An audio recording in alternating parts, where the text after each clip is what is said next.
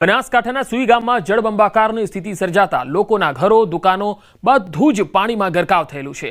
એવામાં હવે સુઈ ગામમાં સર્વે અને કેશડોલની શરૂઆત થઈ, પરંતુ અધિકારીઓ દ્વારા કેશડોલ માટે Aadhaar card, ration card, bank passbook માંગવામાં આવી રહી છે। મકાનો પાણીમાં છે, દુકાનો પાણીમાં છે, ત્યારે લોકો ડોક્યુમેન્ટ ક્યાંથી લાવે, આ મોટો સવાલ છે। પરંતુ અધિકારીઓ તો ક્યાં સમજે, એમને તો ડોક્યુમેન્ટ આપવા પડે।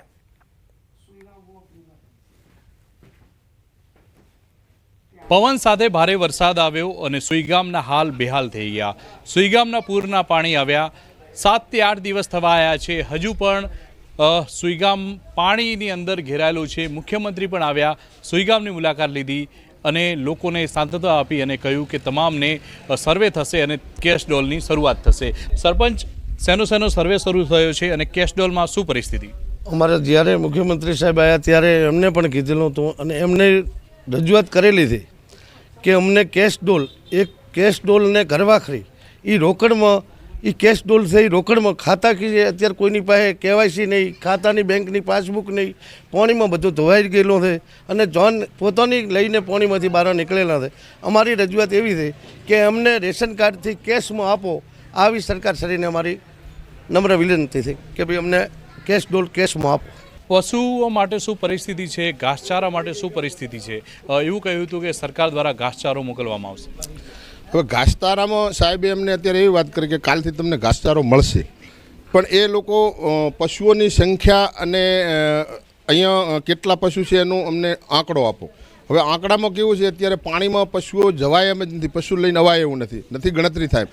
એટલે જે ખેડૂત કે એમને માન્ય રાખવું કે પશુપાલન જે છે એ કે મારી પાસે આટલા પશુ છે તો એને સરપંચ કે ગામના 2 સભ્ય કે આયાની પાસે એટલા પશુ છે તો એમના આધારે એમને ઘાસ આપવું જોઈએ। શું માગે કેશડોલ માટે? ડોક્યુમેન્ટ શું માગે?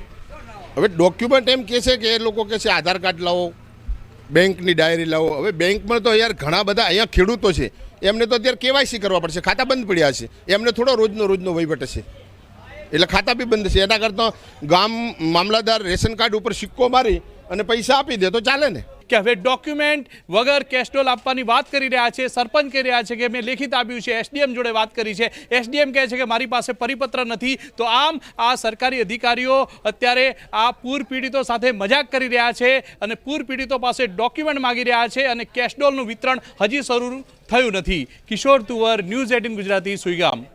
બનાસકાંઠા જિલ્લામાં આવેલા ભારે પવન સાથે વરસાદે તારાજી સર્જી ખેતી સાથે બાગાયત ખેતીને પણ બરબાદ કરી દીધી। થરાદ તાલુકાના જાણદી ગામમાં દાડમની ખેતી કરતા ખેડૂતોને માથે હાથ દઈને રોવાનો વારો આવ્યો છે।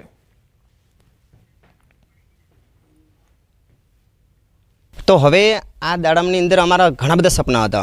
અત્યારે લોન લઈને 2.5-3 લાખનો ખર્ચો કરી નાખ્યો હતો અને અત્યારે તમે આ દાડમ જોઈ શકો છો કે આ દાડમનું કશું છે નહીં। રોપા પણ ફેલ થઈ ગયા છે અને દાડમ પણ બધી ફેલ છે। મૂળિયામાંથી પણ દાડમ ઉખડી ગયેલી છે। જમીનની અંદર અત્યારની ગણતરીમાં તમે જુઓ તો કશું જ છે નહીં। આ વરસાદના મોસમથી એવી પરિસ્થિતિ આવી કે આ બધું પાક ફેલ થઈ ગયો। હવે આ છોકરોને બીજોને બધું નભાડવું કરવું આ બધું પાક ઉપર હતું અને અત્યારે તો એવી પરિસ્થિતિ આવી છે કે અત્યારે કોઈને રહ્યા જ નથી। થરાદમાં જે ભારે વરસાદ આવ્યો હતો તે વરસાદે ખેતીને તો નુકસાન કર્યું છે, સાથે સાથે બાગાયતી ખેતીને પણ નુકસાન કર્યું છે। આ દ્રશ્યમાં આપ જે પ્રમાણે જોઈ શકો છો કે આ દ્રશ્યો એક દાડમના ખેતરના છે કે જ્યાં ભારે પવન સાથે જે વરસાદ આવ્યો હતો તેમાં દાડમ જે છે તે તૂટી ગઈ છે। અત્યારે અમે થરાદ તાલુકાના જાણદી ગામમાં છીએ અને ગામની અંદર એક ખેડૂતના ખેતરમાં છીએ કે જ્યાં આ દાડમના પાકના હાલ અત્યારે બેહાલ જોવા મળી રહ્યા છે। પવન એટલો ભારે હતો કે પવન સાથે આ દાડમના જે નાના વૃક્ષો હતા તે પણ ધરાશય થયા છે, મૂળમાંથી ઉખડી ગયા છે। જ્યાં નજર કરો ત્યાં દાડમ તૂટેલી જોવા મળી રહી છે। આમ લાખો રૂપિયાના ખર્ચે આ દાડમ એટલે કે બાગાયત ખેતી તરફ ખેડૂતો વળતા હોય છે અને જ્યારે ભારે પવન સાથે વરસાદ પડે છે ત્યારે આ ખેડૂતોની હાલત જે છે તે દયનીય બની જાય છે। કિશોર તુવર, ન્યૂઝ 18 ગુજરાતી, થરાદ। કેમ કે સુઈ ગામના ભરડવા ગામમાં 6 દિવસ વીત્યા છતાં હજુ પણ પાણી ભરાયેલા છે। પીવાના પાણીની સમસ્યા છે, ખાવા માટે લોકો વલખા મારી રહ્યા છે। વીજળી ન હોવાથી લોકો દેશી જુગાડ કરીને અનાજ દળવાની ઘંટી બનાવી રહ્યા છે। ખેતીમાં પણ ભારે નુકસાન છે, ઘાસચારો બરબાદ થઈ ગયો છે. લોકો આ પાણી વચ્ચે ઘાસચારાની વ્યવસ્થા કરતા નજરે પડ્યા. જ્યાં નજર કરો ત્યાં પાણી જ પાણી જોવા મળે. હજુ પણ પાણી અહીંયા ઓસર્યા નથી. લોકો આ પાણી વચ્ચે જ જીવન જીવવા મજબૂર છે. ગામની હાલત એટલી ખરાબ છે કે વાહનો અહીંયા આવી શકે તેમ નથી. લોકો ઘર વખરી અને જીવન જરૂરી ચીજવસ્તુઓ માટે બળદગાડાના સહારે છે. બળદગાડા પર લોકો જીવન જરૂરી ચીજવસ્તુઓ અને પશુઓ માટે ઘાસચારો લઈ જતા નજરે પડી રહ્યા છે. બનાસકાંઠાની અહીંયા ભારે વરસાદ બાદ રણમાં રેલમછેલ થઈ ગઈ. સુઈગામ પંથકમાં પડેલા વરસાદથી રણ દરિયો બની ગયો. ન્યૂઝ 18 ગુજરાતી નડાબેટ પહોંચ્યું છે. ઇન્ડો પાક બોર્ડર નજીક નડાબેટ રણમાં પાણી જ પાણી જોવા મળ્યું. આ તસવીરો તમે જોઈ શકો છો. અફાટ રણમાં પાણી આવતા દરિયા જેવા દ્રશ્યો જોવા મળ્યા. રણમાં દૂર દૂર સુધી પાણી દેખાતા રણનો અનોખો નજારો જોવા મળ્યો. તમને થશે કે આ તો સમુદ્ર છે અથવા તો કોઈ નદી છે, પરંતુ આ નડાબેટનું એ રણ છે કે જ્યાં સુઈગામ પંથકમાં આવે છે અને લોકો અહીંયા આવતા હોય છે જોવા માટે, પરંતુ હાલ એ દરિયો બન્યો છે. અત્યારે અમે પહોંચ્યા છીએ નડાબેટ. આ દ્રશ્યો નડાબેટના, બનાસકાંઠાનું નડાબેટનું રણ છે, પરંતુ આ દ્રશ્યો જુઓ. રણ અત્યારે દરિયો બન્યો છે. જ્યાં નજર કરો ત્યાં પાણી જ પાણી જોવા મળી રહ્યું છે. મહત્ત્વની વાત તો એ છે કે બિપોરજોય બાદ ફરી એકવાર આ જે રણ છે તે રણ દરિયો બન્યો છે. દરિયા જેવા દ્રશ્યો આ રણની અંદર જોવા મળી રહ્યા છે. પહેલાં સુઈગામથી નડાબેટ થઈને 0 પોઈન્ટ સુધી જતા ત્યારે આ વિસ્તાર જે છે તે સૂકોભટ રણ જોવા મળતું હતું, પરંતુ અત્યારે આ જે સમગ્ર વિસ્તાર છે તે વિસ્તારમાં જ્યાં નજર કરો ત્યાં પાણી જ પાણી જોવા મળી રહ્યું છે. એક તરફ ભારત છે તો બીજી તરફ પાકિસ્તાન છે અને વચ્ચે આ રણ આવે છે અને આ રણમાં અત્યારે જળબંબાકાર જોવા મળી રહ્યો છે. ન્યૂઝ 18ની ટીમ અત્યારે નડાબેટ પાસે પહોંચી છે અને સીધા જ અમે આ દ્રશ્યો આપના સુધી પહોંચાડી રહ્યા છીએ. કિશોર તુવર, ન્યૂઝ 18 ગુજરાતી, બનાસકાંઠા. વાત હવે સુરતની. સુરત શહેરમાં પણ ઝરમર વરસાદ શરૂ થયો. અઠવા લાઇન્સ, પીપલોદ, ડુમસ રોડ પર વરસાદ પડ્યો. યુનિવર્સિટી રોડ, પાલ, અડાજણમાં પણ વરસાદ શરૂ થયો. સવારથી જ વાદળછાયા વાતાવરણ બાદ વરસાદી માહોલ બરાબર જામ્યો. હવામાન વિભાગે પણ દક્ષિણ ગુજરાતમાં વરસાદની આગાહી કરી છે. તો દક્ષિણ ગુજરાતમાં તાપી અને સુરત સહિતના પટ્ટામાં ઝરમર વરસાદ અને સવારથી જ વરસાદી માહોલ જોવા મળી રહ્યો છે. સુરત શહેરમાં પણ સવારથી જ વાતાવરણમાં પલટો જોવા મળ્યો. ફરી એકવાર વલસાડ જિલ્લામાં વરસાદી માહોલ જામ્યો છે. આજે પણ બપોર બાદ વાપી શહેર અને આસપાસના વિસ્તારોમાં વરસાદ વરસ્યો, જેથી શહેરના રસ્તાઓ પાણી પાણી થઈ ગયા.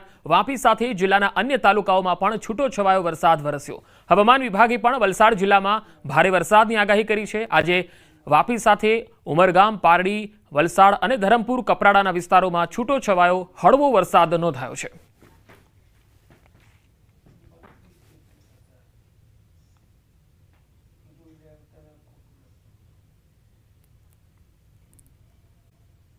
સોમનાથમાં કોડીનાર ઉના પંથકમાં વરસાદ પડ્યો. ફરી એક વખત અહીંયા મેઘરાજાની ધમાકેદાર એન્ટ્રી થઈ, જેમાં ડોળાસા, માલગામ, વેડવા વિસ્તારમાં ધોધમાર વરસાદ થયો.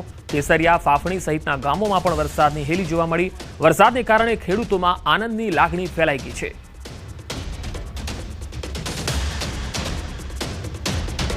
ગુજરાત અને દક્ષિણ સૌરાષ્ટ્રમાં વરસાદની સંભાવના છે. 1 જૂનથી 13 સપ્ટેમ્બર સુધી સામાન્ય કરતા 27% વધારે વરસાદ રહ્યો.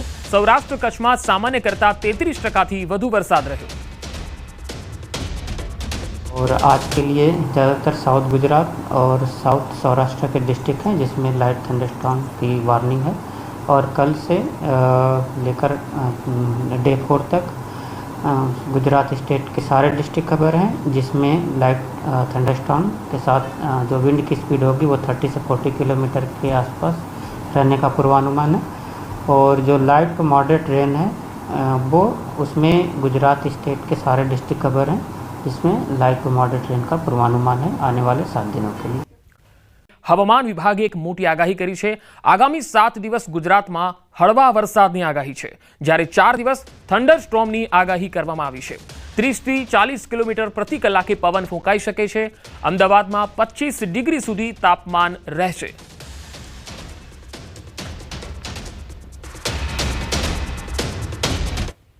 आने वाले 7 दिनों के लिए जो वेदर फोरकास्ट है गुजरात स्टेट के लिए, उसमें लाइट टू मॉडरेट रेन आने वाले 7 दिनों के लिए है, जिसमें सारे डिस्ट्रिक्ट कवर है. और थंडरस्टॉर्म की बात करेंगे तो आने वाले 4 दिनों के लिए लाइट थंडरस्टॉर्म की वार्निंग है जिसमें विंड की स्पीड 30 से 40 किलोमीटर पर आवर के आसपास रहने का पूर्वानुमान है। और टेम्परेचर की बात करेंगे तो अहमदाबाद का टेम्परेचर 35 डिग्री के आसपास रहने का पूर्वानुमान है। और रेनफॉल पूरे मानसून सीजन में 1 जून से लेकर आज 13 सितंबर तक जो रियलाइज हुआ है वो Gujarat as a whole state 27% normal के हिसाब से ज़्यादा हुआ है। और रीजन वाइज बात करेंगे तो गुजरात रीजन में जो रेनफॉल 1 जून से लेकर आज 1 सितंबर तक मानसून सीजन में हुआ है वो 23% ज़्यादा। और सौराष्ट्र और कच्छ में 1 जून से लेकर आज 13 सितंबर तक 33% नॉर्मल के हिसाब से ज़्यादा बारिश हुई है।